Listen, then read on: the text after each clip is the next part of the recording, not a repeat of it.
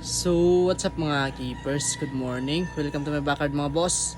For today's video, yun, papakain tayo ng daily routine natin. Kundi gel food mga boss. Yun, gumawa tayo ng gel food. Then, katapos na natin mag-ayos dun sa ating outdoor setup.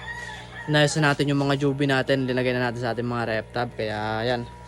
Tara, samahan niyo ako mga boss. Papakain tayo ngayon ng gel food. Kapag umaga kasi, gel food yung ginagawa natin na pakain para talagang yung mga laga natin dito is yan, gumanda yung mga body nila dahil mabilis sila lumaki.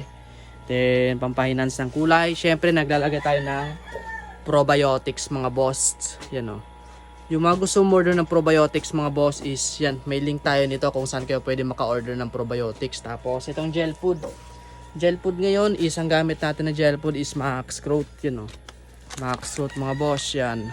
Kaya itong dalawa mga boss na gel food tapos probiotics ay ilalagay ko yung link kung saan pwede kayo makapag-order. Kaya tara, samahan niyo ako mga boss, magpakain tayo na ating mga mauli. Let's go. Yan no. Dito muna tayo mag-umpisa sa ating mga naka-aquarium. May probiotics na yan, nababad na natin yung probiotics ng ilang minuto kaya pwede na yan pakain. Yan, ganyan lang tayo mga boss, binababad lang natin yung gel food sa probiotics. Siyempre kapag maglalagay kayo mga boss ng probiotics, dapat is malamig na yung gel food nyo para talagang yung good bacteria ay yan, hindi madali or mamatay mga beneficial bacteria nito. Kasi nung dati ang pagkakaalam ko linuluto pa pero hindi pala talaga. Yung tinuruan kasi ako linuluto daw kaya naniwala din ako, pero yung iba talaga sinasabi na is ihalo na lang kapag malamig na. Kasi may ito dyan bacteria ang beneficial yan mga trichoredid natin. Yung iba na trichoredid natin, linabas na natin.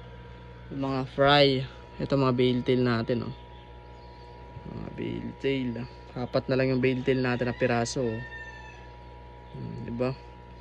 Tapos na tayo dito pakain yan, mabisang mabisa.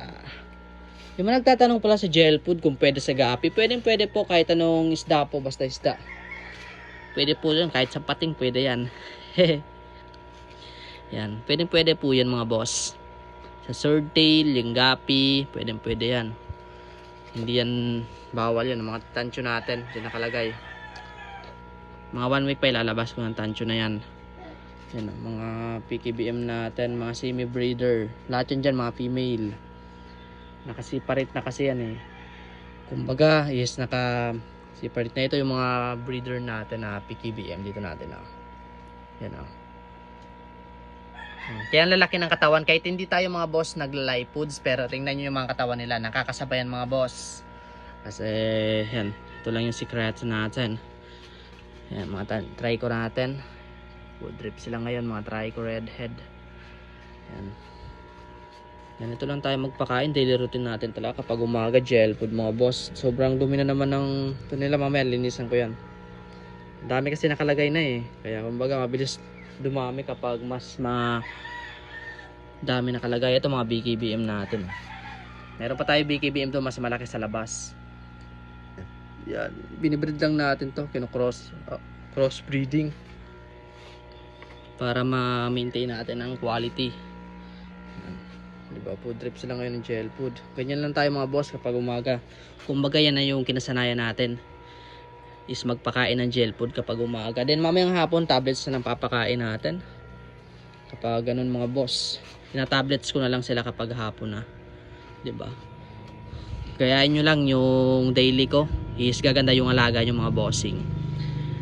Yan. Ganyan lang, diba? Ito mga albino PKBM, then mga jubi size.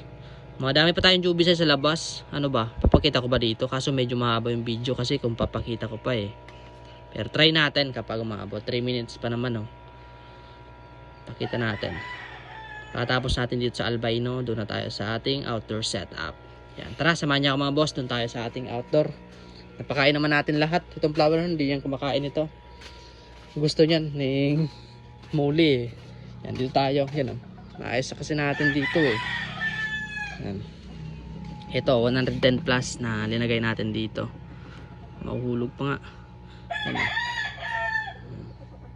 Medyo naninibago pa yan kasi kakalagay ko lang kumbaga bago pa lang.